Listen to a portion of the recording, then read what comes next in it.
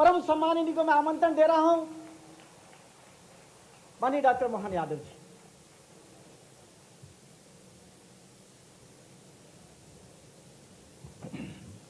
आज के इस विशेष दिन पर हमारे बीच मंच पर विराजमान माननीय मंत्री विश्वास सारंग जी, माननीय मंत्री श्रीमती कृष्णा गौर जी, माननीय सांसद आलोक शर्मा जी, माननीय पूर्व प्रोटेम स्पीकर माननीय वर्तमान विधायक माननीय रामेश्वर शर्मा जी, माननीय विधायक विष्णु खत्री जी, माननीय महापौर श्रीमती मालती राय जी, इस अवसर पर पद्मश्री डॉक्टर भगवती लाल राजपुरोहित जी, हमारे कुलगुरु जी, इस अवसर पर एक और माखनलाल यूनिवर्सिटी के भी कुलगुरु जी, माननीय तिवारी जी, मंच पर बैठे हमारे प्रभारी महेंद्र सिंह जी, सभापति किशन जी, राजेश कुशवाहा जी, रवि सोलंकी जी, नरेश शर्मा जी, इस मंच पर जीवनलाल ठाकुर जी,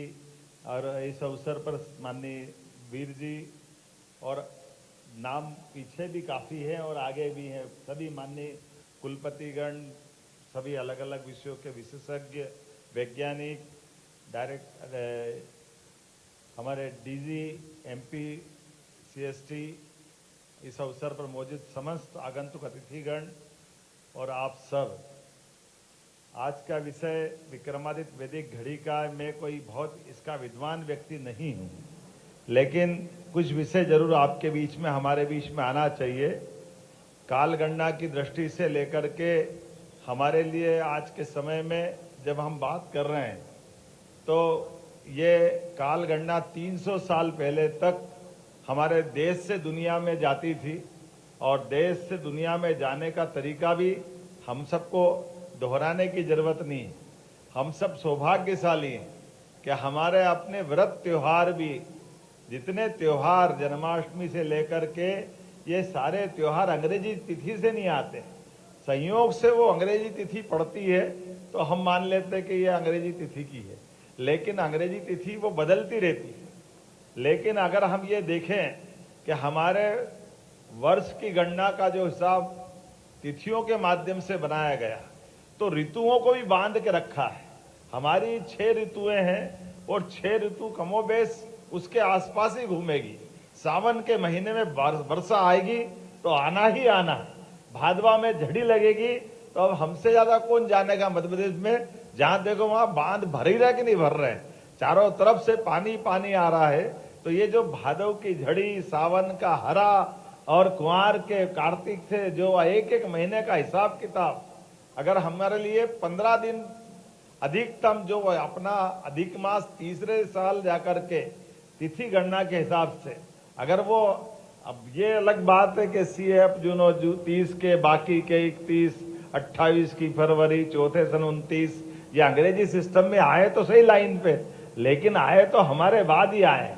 अभी ये बताने में अगर अंतर करें सूर्योदय और सूर्यास्त का, तो हम में से सब जो हम कह रहे हैं उसका प्रमाण प्रकृति में ढूंढे, तो प्रकृति के आधार पर अगर अपन देखें तो ज्वार और भाटा समुद्र पे ही अधिकतर असर क्यों डालते हैं।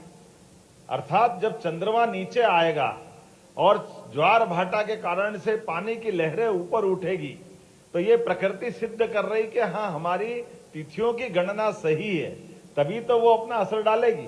अन्यथा ज्वार भाटा तो, और इससे भी आगे मेंटल हॉस्पिटल पे अधिकतम समय मरीजों की संख्या बढ़ती है और डॉक्टरों को विशेष निर्देश देते हैं कि अमावस पूनम के दिन विशेष रूप से मरीजों के लिए चिंता भी करना, और बाहर से भी मरीज आएंगे। तो मानसिक रोगी जो हम, जिनको कई बार अपन अपने हिसाब से उनको जो भी शब्द देते हैं, लेकिन उनके अंदर क्योंकि 70% जल हमारे बॉडी में है, और ऐसे में बॉडी के अंदर, शरीर के अंदर जल का दबाव मस्तिष्क पे पड़ेगा, क्योंकि जब समुद्र के जल पे पड़ रहा है तो शरीर पे क्यों नहीं पड़ेगा, शरीर भी तो उससे ही बना हुआ है। तो मानसिक रूप से रोगी लोगों के लिए भी अमावस पूनम पे ज्यादा झटके आते हैं, और ये हम नहीं कह रहे, तो डॉक्टर के रिकॉर्ड बताते हैं, तो वो उनको वहां असर आता है। अब ये अलग बात है कि हमारे यहाँ इस सब का भी हिसाब बहुत बारीकी से लगाया है। एक एक चीज का हिसाब है कि सूर्योदय से सूर्योदय तक गणना होना चाहिए। ये 24 घंटे की गणना का हिसाब क्या है? 24 घंटे से फर्क नहीं पड़ता है। वास्तव में गणना इस सूर्योदय से अगले सूर्योदय तक होना चाहिए। ये मध्य रात्रि में 12 बजे बाद दिन बदल जाएगा, इसका कोई हिसाब नहीं। इसलिए अपनी प्राचीन गणना में 30 मुहूर्त है। ये आज सूर्योदय से लगा करके कल सूर्योदय तक 30 मुहूर्त है। और 30 मुहूर्त के लिए भी अब ये 24 तो घंटे हैं, लेकिन 60 सेकेंड है। अब 60 सेकेंड को हमने ही निकाल लिया कि 60 सेकेंड का 1 मिनट हो जाएगा या 60 मिनट का 1 घंटा हो जाएगा। असली में ये हमारी प्राचीन गणना के हिसाब से एक काष्ठा अर्थात हमारे पास 30-30 का आंकड़ा है। हमारे पास 30 मुहूर्त है ये अपने 30 घंटे में, और इसीलिए ये जो 24 घंटे की गणना भी है।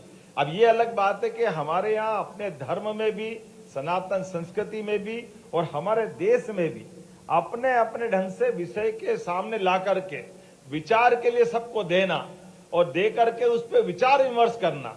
कोई बंधन नहीं है कि आप इस पे अगर ये बोलोगे तो आपको सजा हो जाएगी, आपको फांसी हो जाएगी, आपको मृत्युदंड मिल जाएगा। लेकिन इसी काल गणना के आधार पर इतिहास गवाह है। किसी वैज्ञानिक ने कहा कि ये पृथ्वी की परिक्रमा सूर्य करता, किसी ने लिख दिया और उसने कहा नहीं नहीं आप गलत कह रहे हो, सूर्य की परिक्रमा पृथ्वी कर रही तो बेचारे को मृत्युदंड से भुगतना पड़ा था।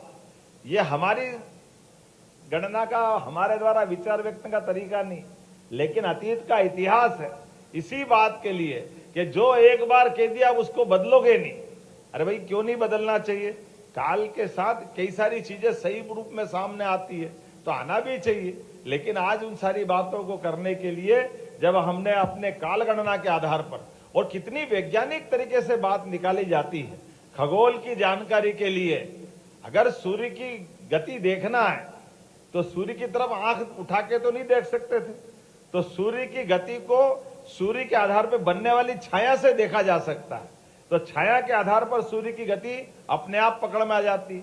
इसलिए सूर्य की गति के आधार पर शंकु यंत्र के माध्यम से सूर्य की छाया दिन और रात बराबर कब रहेगा वो अपने आप मालूम पड़ जाता है। सबसे बड़ा दिन, सबसे बड़ी रात मालूम पड़ जाएगी अपने आप। अगर हमने कहा कि ये भारत में है और भारत में भी सेंटर पॉइंट अपना उज्जैन है, और उज्जैन का सेंटर पॉइंट भी ये भी दोलायमान है, और दोलायमान होते होते आज वो उज्जैन से भी 32 किलोमीटर दूर डोंगला में गया है। तो डोंगला में जाने के लिए उसकी जाने आने की स्पीड क्या है, वो स्पीड का भी हिसाब ध्यान में आना चाहिए। वो स्पीड है एक दोलायमान करने में 35 किलोमीटर उज्जैन से इधर और 35 किलोमीटर उधर, तो लगभग 5000 साल मतलब 27,500 साल लगेंगे आने जाने में। अब 27,500 साल बाद मिल लेंगे अपन तो पूछ लेंगे सही कह रहा था कि गलत कह रहा था। लेकिन ये गति है, और ये गति कैसे सिद्ध होती है आज भी हमारे सामने भगवान कृष्ण का 5000 साल का इतिहास सब बताते हैं। तो भगवान कृष्ण ने नारायणा डोंगला का बिल्कुल समीपवर्ती गांव है, उस गांव में जाकर के सुदामा और भगवान कृष्ण ने उज्जैन में जब शिक्षा ग्रहण करने आए थे तो एक रात वहां गुजारी थी। ऐसा माना जाता है कि वो भी उसी समय गणना के शुद्ध केंद्र को ढूंढने गए थे, क्योंकि भगवान कृष्ण और बलराम बिल्कुल चोली दाम मतलब एक तरह से जहां भगवान कृष्ण गए कभी ऐसा कोई प्रमाण नहीं आता कि बलराम वहां नहीं है।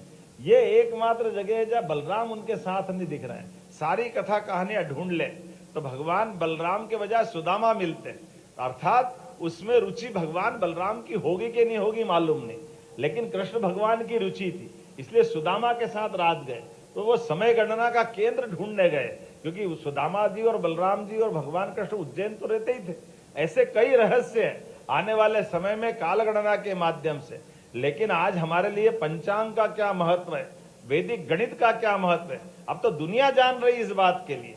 इसलिए अगर हमारा आज से 10,000 साल पहले भी अगर चंद्र ग्रहण कब हुआ, सूर्य ग्रहण कब हुआ, ये जानकारी चाहिए तो कंप्यूटर भी फेल हो जाएगा। वो पंचांग से ज्योतिषी हमारे फटाक से निकाल देंगे कि कब हुआ था, क्या हुआ था, किस दिन की स्थिति में क्या हुआ।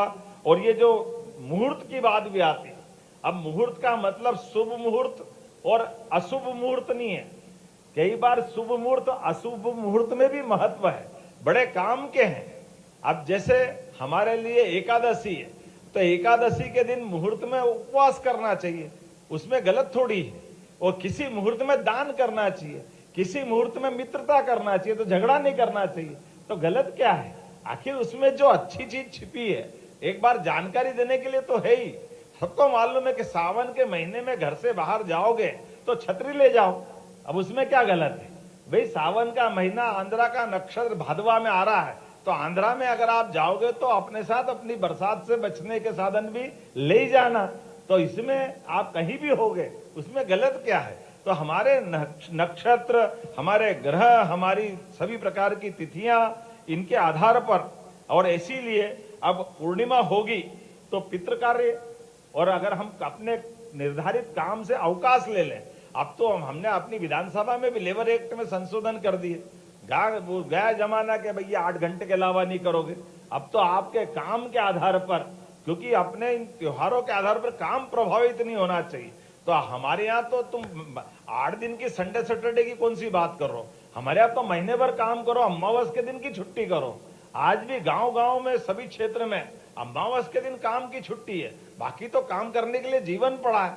अरे जन्म से लेकर मृत्यु तक ये समय भी अगर नियत है, तो काम करने की ललक भी हमारे जीवन के साथ जुड़ती है, उसमें कोई अवकाश थोड़ी आता है। लेकिन अवकाश को समायोजित करते हुए शरीर को विश्राम देना है, इस तालमेल के साथ चलना।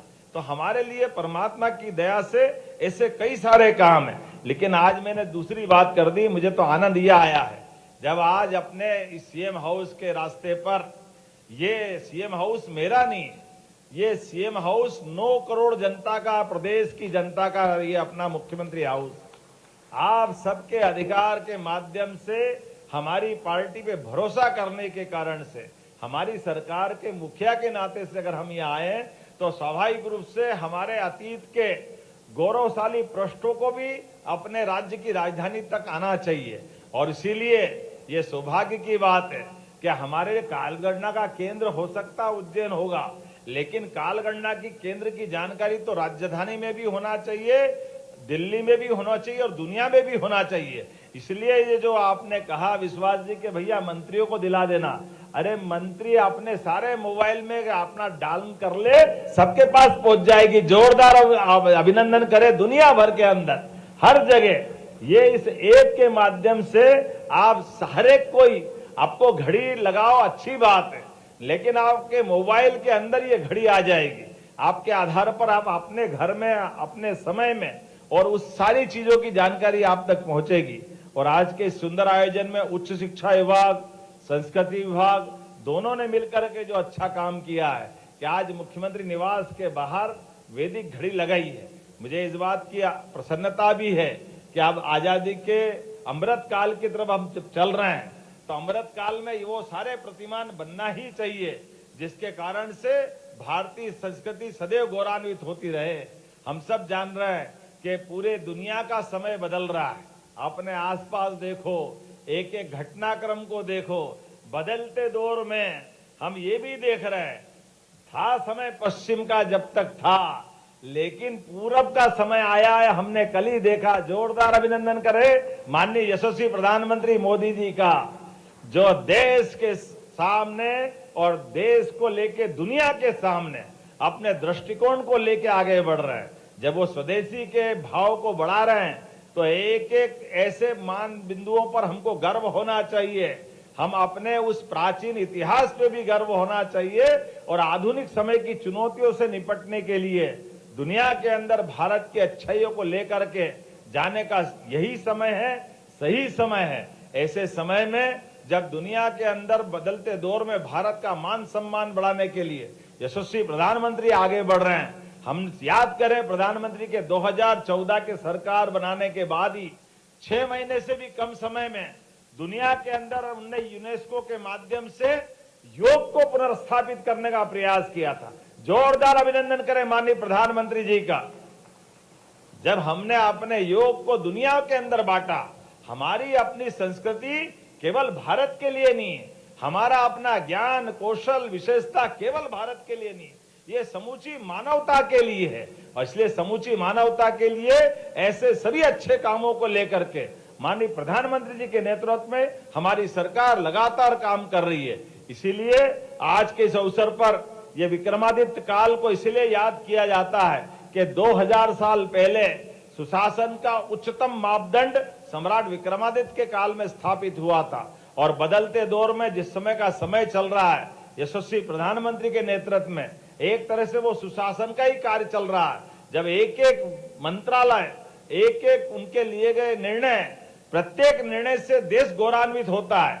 किसी कारण से कोई वैज्ञानिक अभियान फेल होता है तो यशस्वी प्रधानमंत्री स्वयं इसरो में जाकर के वैज्ञानिक का हिम्मत बढ़ा करके हमारे लिए वैज्ञानिकों के प्रति दृष्टिकोण क्या होना चाहिए वो हमारी हिम्मत बढ़ाते हैं।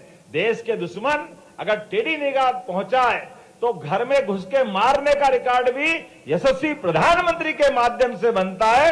हमें इस बात का भी गर्व है। और देश के लिए कानून बराबर है, सबके लिए समान है। इसलिए देश के लोकसभा में भी अगर वो नियम बनाते हैं कि इस देश के अंदर 30 दिन से ज्यादा अगर प्रधानमंत्री, मुख्यमंत्री, मंत्री कोई भी अगर किसी कारण से जेल में बंद रहे तो उसको पद पे रहने का अधिकार नहीं है। ये केवल एकमात्र प्रधानमंत्री करा सकते, ये नरेंद्र मोदी जी करा सकते हैं। मैं जोरदार अभिनंदन करें यशस्वी प्रधानमंत्री नरेंद्र मोदी जी के लिए। हम याद करें हरिश्चंद्र के युग को। हरिश्चंद्र के युग में क्या हुआ था? हरिश्चंद्र ने दान किया पूरा राज्य। तो दान में और दक्षिणा में अभी हम में से कई सारी चीजों में इस बात को समझना भी पड़ेगा कि दान दक्षिणा यहां तो सारे लोग समझने वाले ही हैं, क्योंकि हमारे में से सारे लोग इस बात को समझते हैं कि दान अगर करा तो दक्षिणा तो देना पड़ती। और दान और दक्षिणा में जो अंतर है कि दान जितना बड़ा तो दक्षिणा भी उससे कम नहीं होना चाहिए। तो ये हमारे लिए सौभाग्य की बात है कि उस काल के अंदर जब रात को सपने में सत्यवादी राजा हरिश्चंद्र ने अपना राज्य अपने गुरु को कर दिया दान, और जब नींद खुली सामने वो सामने खड़े थे और उनने कहा कि आपने दान तो कर दिया लेकिन दक्षिणा नहीं दी, तो दक्षिणा तो देना पड़ेगी। और हमने सबने देखा बात का इतिहास कि अपने आप को नीलाम करके पत्नी को, बच्चे को एक नया इतिहास बनाया। तो हमारे यहाँ राजाओं की मान मर्यादा किस स्तर तक की रहती है कि वह अपने वचन के लिए, अपने कर्मों से सदैव देश को गौरवान्वित करते हैं। ऐसे कई उदाहरण इस देश के सामने भरे पड़े हैं। ऐसे में प्रधानमंत्री ने अगर केजरीवाल में जेल में रहते हुए प्रधानमंत्री मुख्यमंत्री का पद बेशर्मी के साथ चलाया था, तो ऐसे कलंक की तो मुक्ति चाहिए कि नहीं चाहिए? जोरदार अभिनंदन करो। ऐसे कलंक को हमारे सामने ध्वस्त करने का काम माननीय प्रधानमंत्री जी ने किया। कितनी शर्म आती है अगर जेल जाते अपने कर्मों के कारण और बाद में अगर आप कहते हो कहां कानून में लिखा कि इस्तीफा देना चाहिए। अरे बाप रे बाप, अगर इतना पवित्र पद मुख्यमंत्री जैसा भी, जिसको डीजी से लेकर पूरा राज्य सलाम करता है, और आप उसके सामने पुलिस वाले के जो अपने दायित्व के आधार पर उसके बंदी खाने में बंद पड़े हो और फिर आप कहते हो कि मुझे कहां लिखा है। अरे ऐसे आदमी को तो डूब मरना चाहिए। ये तो नैतिकता का तकाजा है। आप किसी को जेल का ऑर्डर दे तो बाद में अगर कोई बोल दे तो भी छोड़ना चाहिए पद अपना।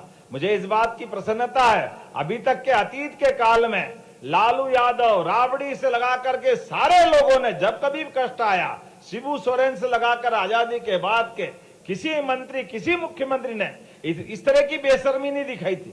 लेकिन ये तो बहुत पढ़े लिखे थे, बहुत ज्ञानी थे, जाने क्या क्या कहते कहते आए, झाड़ू लेके आए थे। मैं तो शुचिता की बात करूंगा, लेकिन ऐसे बेशर्म लोगों के लिए भी वो अपने कर्मों से मरे, वो उनकी जाने।